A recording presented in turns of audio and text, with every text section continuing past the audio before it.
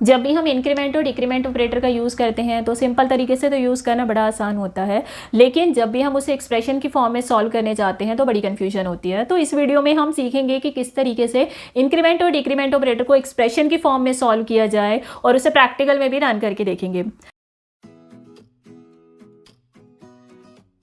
तो यहाँ पे मैंने दो वेरिएबल ली है ए और जे। ए की वैल्यू को बताया है 1।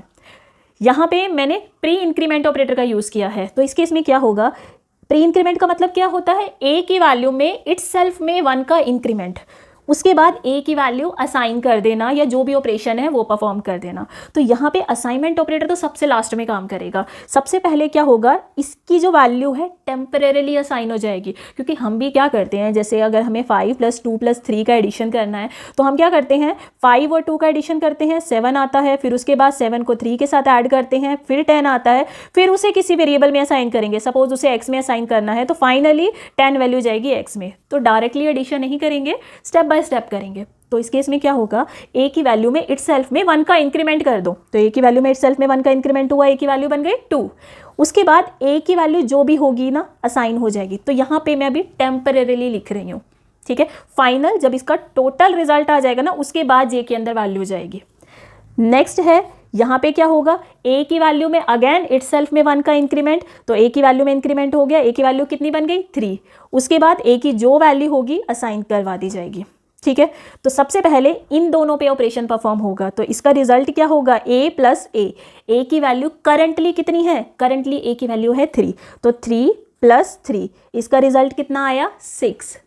6 अब किससे ऐड होगा, प्लस ए से। अब इन दोनों को सॉल्व करेंगे। जैसा कि मैंने यहाँ पे बोला कि सबसे पहले 5 + 2 का सॉल्यूशन निकाला, उस सॉल्यूशन को फिर 3 के साथ ऐड किया।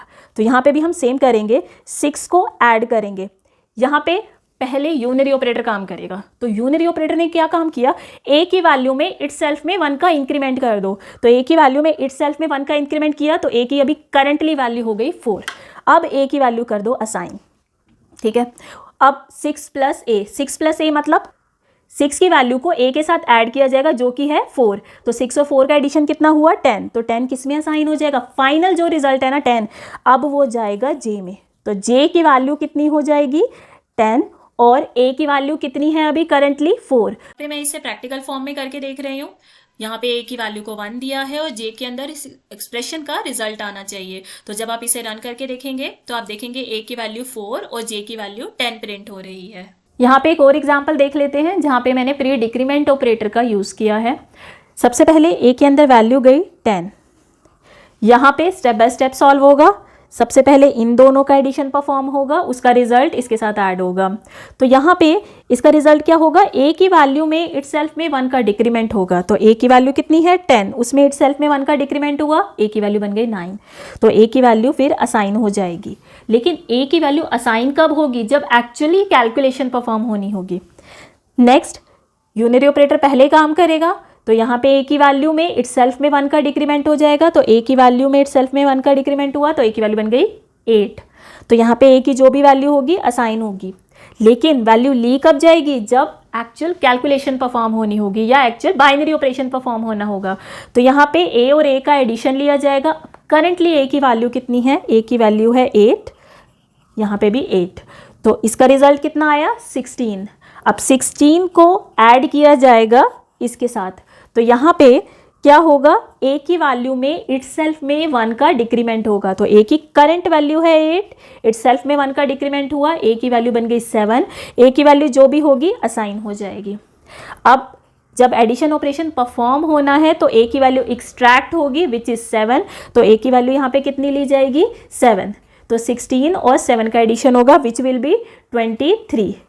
तो करंटली a की वैल्यू कितनी है 7 और j की वैल्यू कितनी असाइन होगी। तो ये फाइनल रिजल्ट आया 23 जो कि चला जाएगा j के अंदर। तो j की वैल्यू भी कितनी हो जाएगी 23। प्रैक्टिकल में करके देख लेते हैं। यहाँ पे a की वैल्यू 10 दी है और j के अंदर इस एक्सप्रेशन का रिजल्ट जाना चाहिए। रन करके देखा तो अगेन a की वैल्यू 7 और j की वैल्यू 23 आपको यहाँ पे दिखाई दे रही है। एक और एक्सप्रेशन का एग्जांपल ले लेते हैं जिसमें मैंने पोस्ट इंक्रीमेंट ऑपरेटर का यूज़ किया है। अगर यहाँ पे पोस्ट डिक्रीमेंट ऑपरेटर भी होता है तो भी सेम मेथड से सॉल्व होगा। इस केस में क्या होगा, यहाँ पे मैंने a वेरिएबल की वैल्यू दी है 1, पोस्ट इंक्रीमेंट ऑपरेटर का यूज़ किया है, मतलब इंक्रीमेंट इन इटसेल्फ बाय 1 बाद में होगा, तो ए की वैल्यू जो भी है पहले ले ली जाएगी और ए में इटसेल्फ में 1 का इंक्रीमेंट अब होगा, ठीक है। उसके बाद अगेन ए की जो भी वैल्यू है अभी ले ली जाएगी, विच इज़ नाउ 2। अब ए में इटसेल्फ में 1 का इंक्रीमेंट हुआ, कितनी हो गई 3, तो यहाँ पे इन दोनों का एडिशन होगा, उसके बाद इसे थर्ड के साथ सॉल्व किया जाएगा, ठीक है। तो यहाँ पे 3 प्लस अब ए की वैल्यू जो भी है करंटली ले ली जाएगी, विच इज़ 3, तो यहाँ पे ए की वैल्यू कितनी है 3, तो वो ले ली गई। अब ए में इटसेल्फ में 1 का इंक्रीमेंट हुआ, तो ए की वैल्यू कितनी हो गई 4।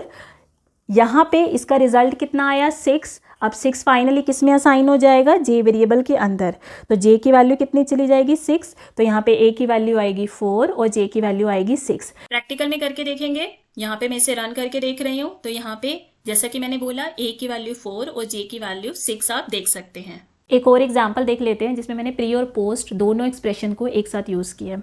तो यहाँ पे मैंने एक प्री इंक्रीमेंट, एक पोस्ट इंक्रीमेंट और एक प्री डिक्रीमेंट ऑपरेटर का यूज़ किया है। सबसे पहले प्लस प्लस है, मतलब ए की वैल्यू में इटसेल्फ में 1 का इंक्रीमेंट कर दो, तो ए की वैल्यू कितनी हो जाएगी 2। अब ए की वैल्यू असाइन हो जाएगी, लेकिन एक्सट्रैक्ट कब होगी, जब प्लस ऑपरेशन परफॉर्म होगा। नेक्स्ट ए की वैल्यू एक्सट्रैक्ट कर लो, क्योंकि यहाँ पे पोस्ट ऑपरेटर का यूज़ किए, पोस्ट इंक्रीमेंट ऑपरेटर, तो ए की वैल्यू कितनी एक्सट्रैक्ट होगी, जो भी करंटली है, तो ए की वैल्यू करंटली है 2, एक्सट्रैक्ट हो गई। अब ए की वैल्यू में इटसेल्फ में 1 का इंक्रीमेंट होगा, क्योंकि पोस्ट इंक्रीमेंट ऑपरेटर है, ठीक है। अब इन दोनों का ऑपरेशन परफॉर्म होगा, ए की वैल्यू करंटली कितनी उठेगी, जो कि ए वेरिएबल के अंदर कितनी दिखाई दे रही है 3, तो 3 और 2 का एडिशन परफॉर्म होगा, विच विल बी 5। अब इस 5 को इसके साथ परफॉर्म करेंगे, इस केस में क्या होगा 5 प्लस ए की वैल्यू में इटसेल्फ में 1 का डिक्रीमेंट कर दो, तो ए की वैल्यू कितनी है 3, इटसेल्फ में 1 का डिक्रीमेंट हो गया, हो गई 2। अब ए की वैल्यू जो भी है असाइन कर दो।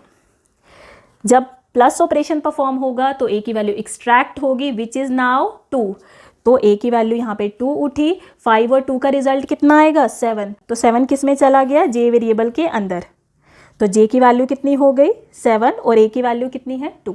तो जब आप इसे प्रैक्टिकल में रन करके देखेंगे तो आप देखेंगे ए की वैल्यू 2 और जे की वैल्यू 7 आ रही है। यहाँ पे मैं आपको एक एक्सप्रेशन दे रही हूँ जिसमें ए की वैल्यू 1 दी है और जे की ये वाली एक्सप्रेशन लिखी है। इसका रिजल्ट आप कमेंट में बता सकते हैं।